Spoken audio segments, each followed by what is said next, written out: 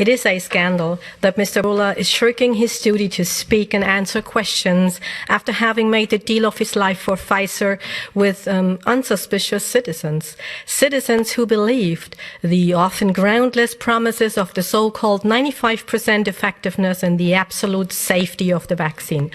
And not only did they pay billions of euros in taxpayers' money for it, quite a few of them also paid for these promises with the loss of their personal well-being.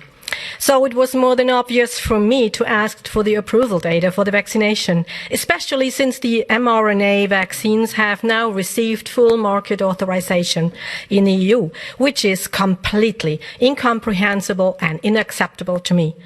This at a time when even the media mainstream can no longer conceal the sometimes life-threatening or even fatal side effects.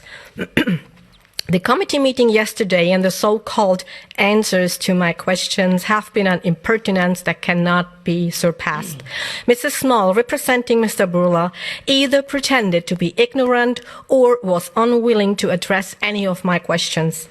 The EMA approval was made with reference to additional clinical trial data.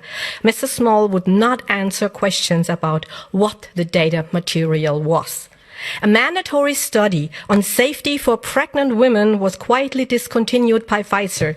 Preliminary data from VSafe, a program of the US authority CDC, seems to show a devastating rate of spontaneous abortions in pregnant women.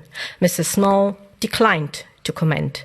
But an unnamed Pfizer official in the room responded that corona could cause complications in pregnant women. It is unbelievable for me in what ways people are trying to dodge my questions. There are even no clinical trial at all available for the adopted Omicron variant. Mrs. Small did not address this. Meanwhile, the Florida Health Department advises men up to the age of 39 not to get vaccinated because of the significant incidence of heart-related deaths. Mrs. Small has been silent on this as well. Or unsuspecting citizens who believed the promises of supposedly effective and safe vaccines were degraded to guinea pigs.